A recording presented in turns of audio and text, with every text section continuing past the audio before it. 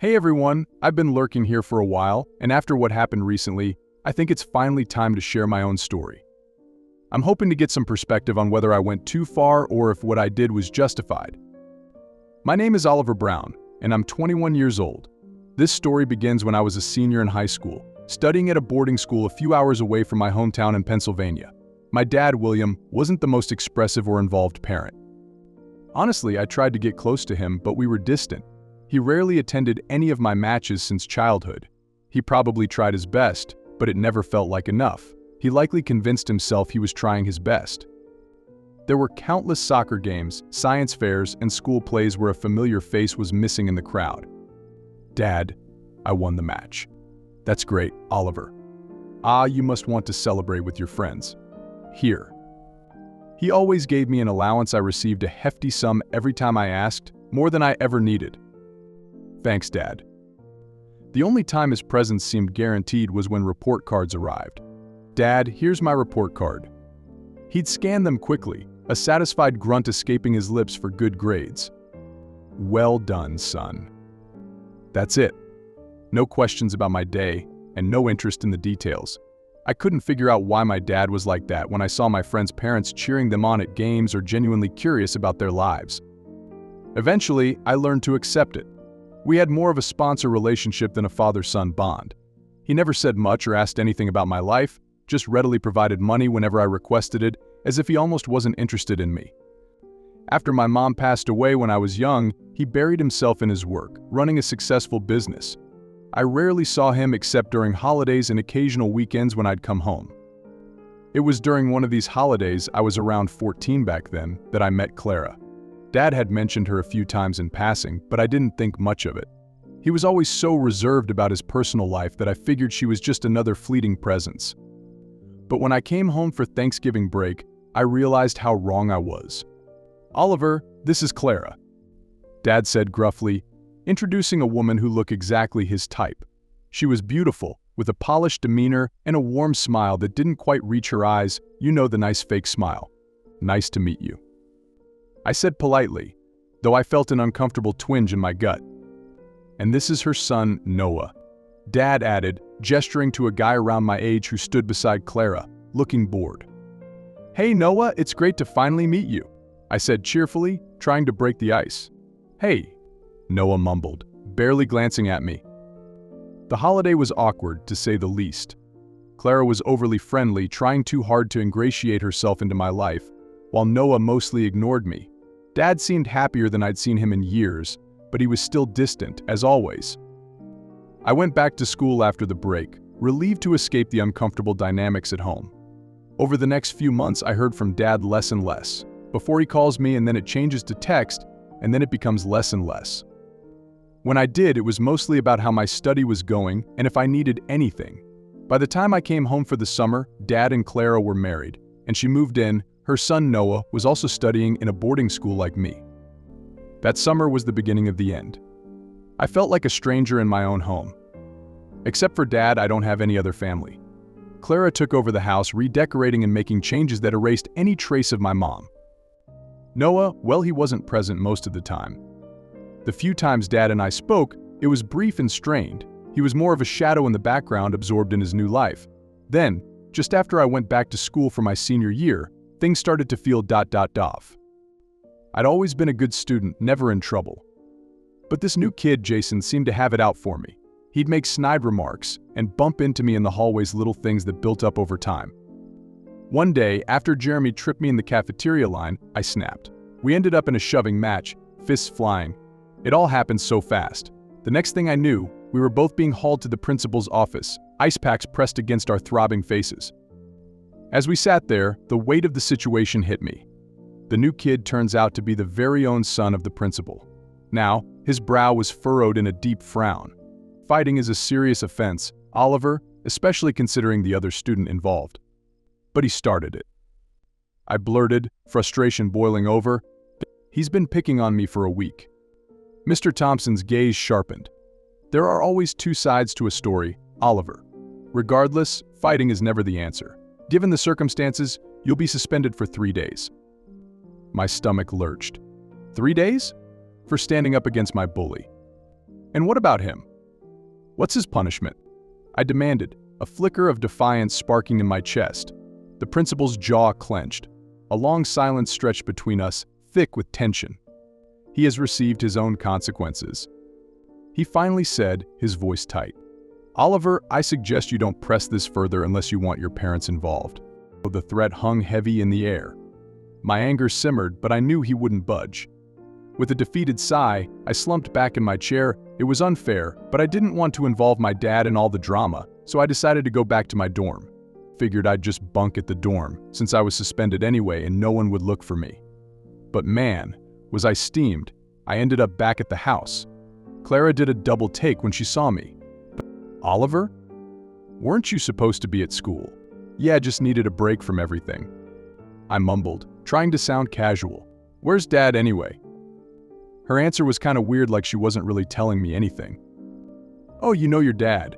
Always got to keep his plans under wraps. I almost laughed. Dad? Secretive? The dude's about as mysterious as a blinking traffic light. Something was definitely off, but I was too beat to deal with it right then. The summer sun beat down on the familiar sidewalk as I wandered through my hometown. This small town held memories in every brick, every corner. A wave of nostalgia washed over me as I spotted Mrs. Peterson's bakery, the source of countless after-school birthday cakes. Back when I was a kid, the aroma of sugar and cinnamon was practically a siren song, pulling me in for a slice of her famous chocolate chip cake. A warm smile spread across Mrs. Peterson's face as she recognized me through the window. Oliver. Well, aren't you a sight for sore eyes? When did you get back from school? I mumbled a greeting, surprised to see her. Hey, Mrs. Peterson, how are you doing? Can't complain, dear. She said, her gaze flickering over my shoulder for a moment. Isn't it a bit early for a school break? Shouldn't you be studying for finals? Yeah. I stammered, caught off guard by her question. Just came back to see Dad before the semester really picks up. A flicker of sadness crossed Mrs. Peterson's kind eyes. Oh, right, your dad? Heard he hasn't feeling well lately. How's he doing? My heart lurched in my chest. Heard what? The question came out a little sharper than intended. Mrs. Peterson sighed. Honey, everyone in town knows. There was talk about him being at the hospital, getting treatment for. She hesitated, then spoke softly.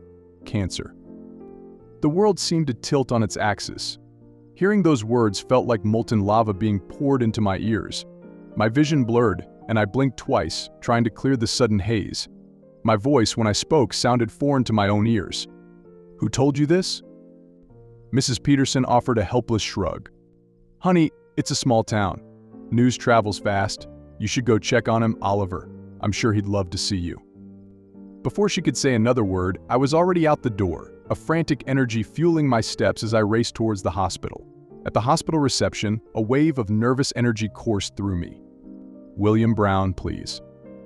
The receptionist, a woman with weary eyes, tapped away at her computer. Third floor, private room at the end of the hall. She directed, her voice gentle. The elevator ride felt like an eternity, each floor ticked by agonizingly slow. My heart pounded in my chest, a frantic drumbeat against my ribs. Stepping off on the third floor, I followed the sterile white hallway, my breath catching in my throat as I neared the designated room. The door to the private room stood ajar, a sliver of light revealing the stark interior. Taking a deep breath, I pushed the door open, the sound swallowed by the thick hospital carpet. There, in the sterile white bed, lay my father. His once vibrant face was pale, etched with fatigue. An IV snaked its way up his arm, a constant companion in this fight. He looked so small, so vulnerable, a stark contrast to the strong, dependable dad I knew. For a moment, the room seemed to hold its breath. Then, his eyelids fluttered open, revealing a flicker of surprise followed by a tired smile. Oliver. When did you get here? He rasped, his voice a mere shadow of its usual booming depth. The anger threatened to boil over, a torrent of words ready to erupt. But seeing his frail state, the fight drained out of me. Just now. Now. The question came out softer than intended, the anger replaced by a deep sadness. Why didn't you tell me, Dad? The whole town knew, and I found out from a stranger at the bakery. Even Clara didn't say anything. But I couldn't say that to him. A flicker of pain crossed Dad's face. I was going to tell you, Oliver, but... He coughed weakly, his voice trailing off. There was something else going on here, something he wasn't saying. I decided to swallow my anger for now and focus on Dad. Nobody else seemed to be visiting him. Where was Clara, the woman I thought was his beloved wife? This whole situation felt wrong, and a new worry gnawed at me beside the anger. I settled into a chair beside his bed, determined to spend every minute I could with him, soaking up whatever time we had left. A couple of hours at the hospital wiped me out. Walking back home, I hear laughter coming from the backyard. Weird. I head towards the glass doors and see this girl in a bikini by the pool, all sun and smiles, putting on sunscreen. Clara and another woman were bent over the pool table, lining up a shot. Clara looks up and freezes for a second, then slaps a smile on her face. "Hey Oliver, you're back early?" I say, not exactly feeling the cheer. "Hey yourself, that your friend? And the one in the swimsuit? Yeah, that's Megan's daughter, Layla." Clara says, waving toward the girl. Layla swims over, all friendly. "Hi, Oliver. Your mom told me all about you." "Mom?" I glance back at Clara, confusion written all over my face. She just needed some time to unwind, with everything going on with your dad. But her eyes dart around, not meeting mine. Something's fishy. "Why didn't you tell me Dad was in the hospital?" I blurt out, anger starting to simmer. Clara looks flustered, she mumbles. I did tell you this morning." "No way." I was now mad. I say, my voice rising. "Clara, come on, you said you didn't know where he was. Now he's in the hospital, critically ill?" This is crazy. I can't believe it. Clara opens her mouth to speak, but I cut her off. "I need to see him, right now." I say, my voice tight with worry. I can't deal with this charade any longer. I turned and walked towards the house and went back to the hospital. My dad fought hard, but his cancer was too much. After spending every moment by his side for a month, he passed away. We cleared the air before he went, no regrets left hanging. The funeral was small and heartfelt, the whole town coming out to pay respects to Dad. Clara, though, put on a performance worthy of an Oscar. Tears streamed down her face, the picture of a grieving wife, soaking up every ounce of sympathy. Dad was barely gone a month, grief clinging to me like a bad odor. Then, bam, loud furniture noises ripped through the house. I stumbled out of my room to see movers wrestling Dad's bed out. Clara stood there. I mumbled, my voice raw. "Hey, what's going on?" "Oh, Oliver, I just needed some things out. It's hard seeing William's stuff everywhere, reminds me too much of him." Her words dripped with hypocrisy. "By the way, when are you heading back to school? Your room would make a great study for my son, Noah." My gut twisted. "He's moving here?" "Well, honey," she said, her voice dripping with fake concern. "I can't exactly stay here alone, right? Plus, there's this amazing school in the next town over, practically Ivy League prep. Perfect chance for Noah to get a head start, wouldn't you say?" Clara's nerve were unbelievable. Later that night, she called me down for this important chat. Turns out, it was just another low blow. She shoved a property deed in my face, the kind with fancy lawyer words, saying Dad left everything to her. "This what you wanted to show me?" I asked, staring at the paper with confusion. "Oliver, sweetie. We're still family, of course. I'll take care of you until you're 18. Just this house belongs to me now." She reached out and patted my hand, but it felt creepy. "What about my stuff? Anything for me?" "Oh, honey," she said, way too sweet. "Your dad. Actually, William didn't leave anything to you here. You two weren't exactly, close." Her words hit hard. "That's a lie. There's no way Dad would do that." I blurted, anger finally rising. "Believe what you want, Oliver. It won't change the fact." "So, what's the deal, Clara? Is this your way of saying you're kicking me out?" I asked, my voice tight. This wasn't how things were supposed to go. "Oliver, don't you have to go back to school?" "You can stay here, of course. Until Noah arrives next week at least. And I'll take care of you financially. School fees, everything. You won't want for anything." "Wow, thanks for letting me know about the house, Clara. Guess this means I should get a lawyer involved, huh?" "Oh, honey. If that's how you want to handle things, fine. But listen, Oliver, it's not my fault. Your dad's the one who left everything to me in the will." The week was rough. In between classes, I scrambled to find a lawyer. Luckily, I snagged one who knew Dad back in the day. The lawyer reviewed the will, a grim expression settling on his face. "Oliver, it's airtight. Proving Clara forced your father is nearly impossible. We're looking at an uphill battle." Disappointment hit me hard. "So I'm just screwed?" The lawyer shook his head. "Not necessarily. We can explore omitted child statutes if you were financially dependent on your father. There's also the option of approaching Clara for a settlement. We fight for what's yours, but understand it might not be the house itself." The will was ironclad, a fight likely pointless. My stomach churned, but a strange sense of clarity washed over me. I thanked Mr. Davies, the lawyer's disappointed frown a reflection of his own initial reaction. Yeah, sitting there with the lawyer, it hit me. Fighting Clara? No thanks. Not only was it a losing battle, but the whole thing just left a bad taste in my mouth. Between the loans and the part-time jobs after Dad passed, that house. It held more arguments than happy memories anyway.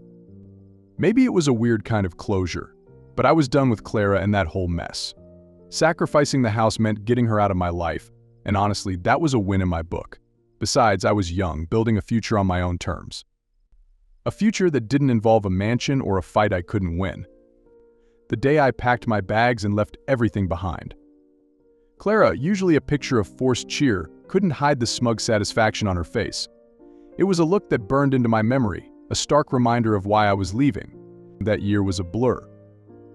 Graduation happened, and then I was off to college, juggling student loans and part-time jobs. After Dad passed, the pull of my hometown just wasn't there. Didn't feel right, you know. 6 years flew by in a whirlwind. My tech company is finally taking off. All that blood, sweat, and ramen noodles are paying off. Sure, I don't have a mansion like my folks, but honestly, that's not my style.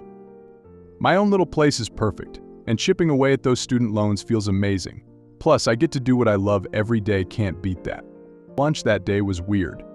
Usually the noise at my favorite spot blasts my brain into work mode. This time, it was like background music in a bad movie. Halfway zoned out, I scanned the menu, already dreading the afternoon meeting. Right as I grabbed the door handle, I saw a homeless lady huddled on a bench outside. She looked rough, bundled in layers despite the spring sunshine. Without really thinking, I grabbed a ham and cheese I hadn't even ordered. Feeling kinda bad for her, I walked over and offered it. "Excuse me." I mumbled, kinda awkward. She looked up, her face like a roadmap of tough times. There was a second when our eyes met, and I swear I saw something familiar in hers. But before I could figure it out, she just nodded and took the sandwich without a word. Stuck it in a beat-up bag, gave a tiny smile, then turned away. Back inside, I couldn't shake the feeling of wait a minute about her. Settled in a booth by the window, I kept glancing out, trying to place her face. Halfway through my lukewarm burger, it hit me like a ton of bricks. Was it? Nah, it couldn't be. But the longer I stared through the window at her hunched-over coffee, the more the pieces seemed to click. Creepy. This lady looked oddly familiar, but I couldn't for the life of me remember where I'd seen her. By the time I finished my lunch, she was gone.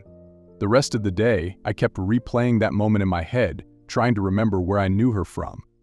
Over the next few days, I kept going back to that same restaurant for lunch, hoping to see her again. No dice. Slowly, the whole thing faded into the background noise of life again. It was a Sunday morning with my girlfriend Aria was our usual chill cruise. Meeting Aria had been a turning point in my life. While saying goodbye to Dad was a heart-wrenching experience, it also ignited a fire within me. Witnessing his struggle, I felt helpless, but the desire to help others in similar situations grew stronger. It was during that emotional time that I decided to volunteer at a local social support group for the homeless. There, amidst the shared stories of resilience and hardship, I met Aria. Her kindness and dedication to social services were instantly inspiring. We were cruising down the street when Aria slams on the brakes, pointing out the window. "Dude, look at that lady. It's freezing out and she's basically wearing a garbage bag." I follow her gaze. Sure enough, there's a woman shuffling down the sidewalk bundled in clothes that wouldn't keep a popsicle cold. Definitely not winter ready. Damn, that's messed up. I mutter, feeling a pang of sympathy. Part of me wants to dig out that old hoodie I never wear anymore, but then something else throws me off. The lady's movements are all jittery, her eyes kinda glazed over.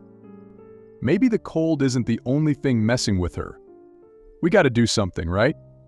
Hold on, hold on. I pull over to the curb with a careful turn. Maybe she's like high or something. Approaching her might not be the best idea. Uff, you're probably right.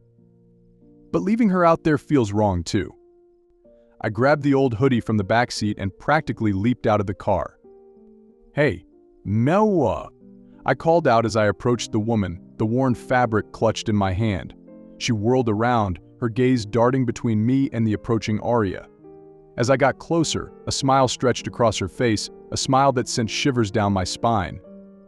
It was a smile devoid of joy, a manic flicker in her eyes. Hesitantly, I offered the hoodie. Here, it's freezing out. She took it, her touch surprisingly gentle.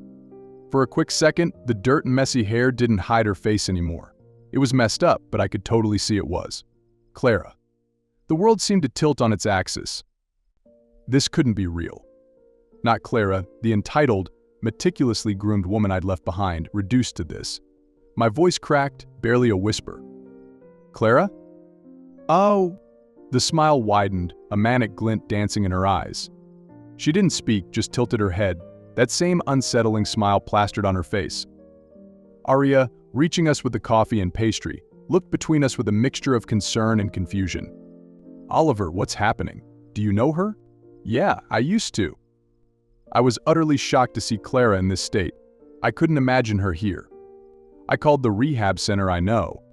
We somehow managed to take her to the rehab center. The intake process was arduous, filled with paperwork and navigating a complicated system. But with Arya's gentle guidance and Clara's initial resistance slowly fading, we managed to get her admitted. The most concerning part came when the intake staff asked for her name. Clara stared blankly, a vacant look in her eyes. She didn't even remember her name. I checked in on Clara sometimes, just like I do with others I've helped get into rehab. She was definitely getting better, like she was putting herself back together bit by bit. That empty look in her eyes wasn't there anymore, and she still didn't recognize me. Her memory still wasn't back though. Part of me was still hated her. I hadn't forgiven her for everything. But seeing her like this, I mostly just felt bad for her. It was another visit. I saw Clara reading a book, but she soon grew bored and set it aside. As I approached, a hesitant smile touched her lips. Hey Clara, how are you doing? I remembered you, blue shirt guy. You remember me, Clara? For a moment, a flicker of confusion crossed her face. Then recognition dawned. Oh, it's you. You're the guy who helped me get here, right? I remember you wearing a blue shirt. I wasn't expecting this for sure. Clara had always been fake since the moment I knew her. She had her ways to manipulate people. Sometimes, I wondered if she was really unwell or just faking it, but the doctors confirmed her condition. Yeah, that's me. I brought some cake for you. You liked it last time. Really? Really? Not really. She never liked carbs, she was always on a diet. Now, she likes anything she gets. My work team was planning a camping trip near my hometown this weekend.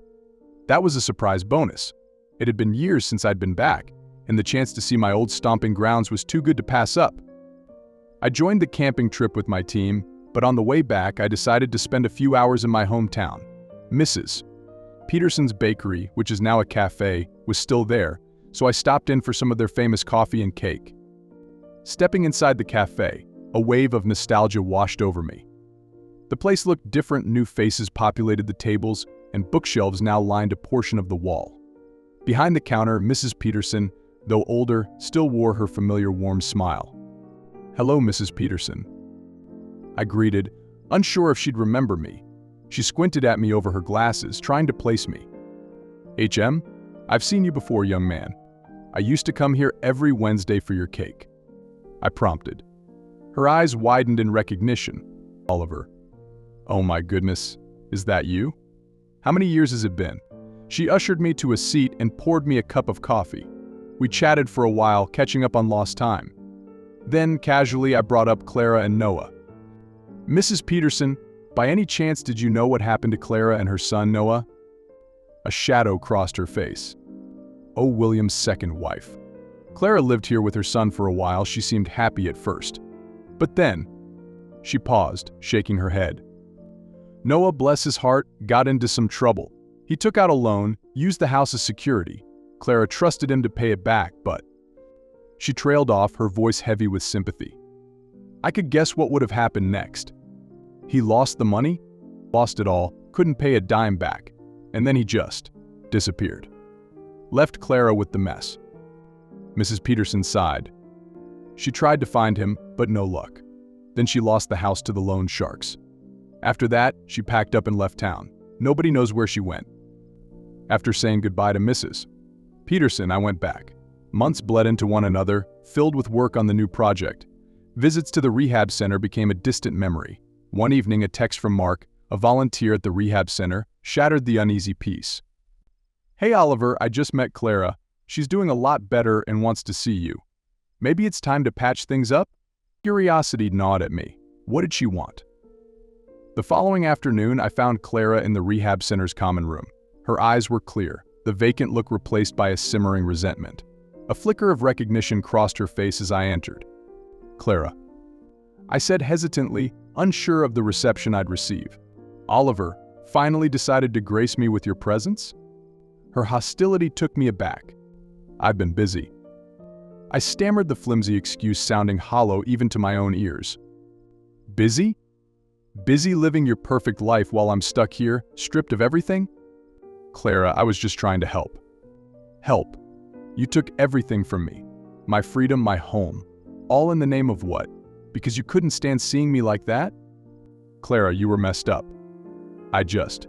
Just what? Just decided you knew what was best for me. Were you taking revenge on me? I was taken aback by her accusation. Clara, if I had any intention, I would never help you. The drugs were destroying you, Clara. I couldn't just stand by and watch. Seeing her despiteful was the proof that she had come to her senses, and now my job was done. A few days later, Clara contacted me again. This time, her message was different. Oliver, I'm so sorry for lashing out the other day. I was angry and confused, but that doesn't excuse how I treated you. You did the right thing by helping me, even if I didn't see it then. Thank you. My reply was short and hesitant. It's okay, Clara. Focus on getting better. Oliver, I actually wanted to meet you to thank you and also want to apologize for saying all the mean things. I hope that we will keep in touch. The despiteful feeling I had for Clara is long gone, but I also don't want to keep in touch with her. So I said, thanks, Clara. I appreciate you apologizing, but I'm not sure we need to stay in touch. Maybe it's best to move on.